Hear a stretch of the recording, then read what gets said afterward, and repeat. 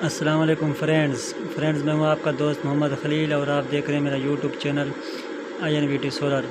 Friends آج کی ہماری ویڈیو ہے کہ اگر آپ کے پاس نیا VFD ہے، نیا انویٹر ہے یا پرانا انویٹر ہے، آپ کس طرح موٹر کے ساتھ انویٹر کی سیٹنگ کر سکتے ہیں کہ کتنے کلو واٹ کی موٹر، کتنے HP کی موٹر ہے، کہ کون سی سیٹنگ کریں جس سے آپ کی موٹر جلنے سے بچ جائے۔ اگر آپ کی پلیٹیں زیادہ ہو جائیں، سولر پینل زیادہ ہیں، تو آپ کو VFD میں ایسی کون سی سیٹنگ کریں جس سے آپ کا موٹر نہ جلے۔ فرینڈز ویڈیو شروع کرنے سے پہلے آپ سے ایک چھوٹی سی گزارش ہے کہ اگر آپ ہمارے چینل پر نئے ہیں تو ہمارے چینل کو ضرور سبسکرائب کرنا اور لائک بھی کرنا، ساتھ گھنٹی کے بٹن کو بھی ضرور دبانا تاکہ ہماری نئی آنے والی ویڈیو آپ تک جلد از جلد پہنچ سکے۔ فرینڈز کسی دوست بھائی نے بھی VFD کی سیٹنگ کروانی ہو تو ہم سے رابطہ کر سکتے ہیں، ہمارا WhatsApp نمبر اس ویڈیو میں موجود ہے، ہم ان کی ضرور ہیلپ کریں گے۔ فرینڈز اب ہم چلتے ہیں اپنی ویڈیو کی جانب کہ انویٹر میں ایسی کون سی سیٹنگ کریں جس سے ہماری موٹر کو نقصان نہ ہو، ہماری موٹر جلنے سے بچ جائے۔ تو فرینڈز سب سے پہلے آپ نے کیا کرنا ہے، VFD کے آپ کے پاس نیا VFD ہے یا پرانا VFD ہے، اگر آپ نے پہلے 10 HP کی موٹر کو آن کیا ہوا ہے VFD پر، پھر آپ نے 7 HP کی موٹر کو آن کرنا ہے یا 15 HP کی موٹر کو آن کرنا ہے، تو آپ نے یہ سیٹنگ بالکل لازمی کرنی ہے، ہر صورت میں نہ، ورنہ آپ کی موٹر جل جائے گی۔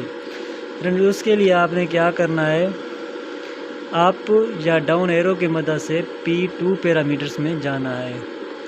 اگر آپ کی اسکرین پر کوئی بھی پیرامیٹرز ہو تو آپ نے فرینڈز کیا کرنا ہے، P2 پیرامیٹرز میں جانا ہے۔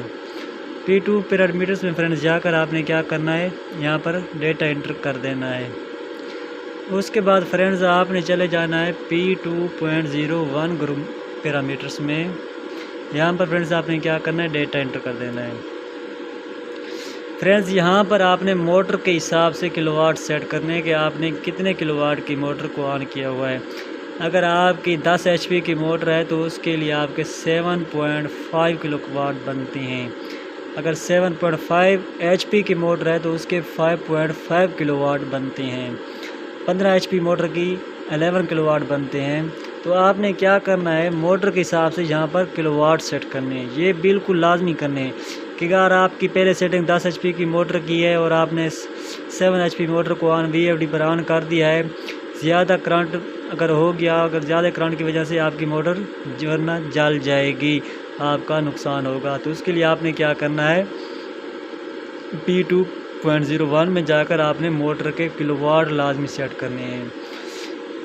کلو واٹ سیٹ کرنے کے بعد فرینڈز جو اگلی اہم سیٹنگ ہے وہ یہ ہے کہ کلو واٹ سیٹ کرنے سے ایک تو امپیر بھی سیٹ ہو جاتے ہیں کلو واٹ کے حساب سے، پھر آپ نے دیکھنا ہے کہ آپ نے اپنی موٹر کو کتنے امپیر تک چلانا ہے۔ اگر آپ کی موٹر 10 HP کی ہے، وہ تقریباً 15-16 امپیر تک آرام کے ساتھ چل سکتی ہے۔ اگر زیادہ کرنٹ ہے تو آپ نے کم کرنا ہے، امپیر کی موٹر آپ کی نہ جلے تو آپ نے خود سیٹ کرنے ہیں کہ 15 امپیر کو کم کر دینا ہے، 10 HP کی موٹر کو 15 امپیر کم کر دینے ہیں، آپ نے کیا کرنا ہے، 12 یا 13 کر دینے ہیں۔ اس وقت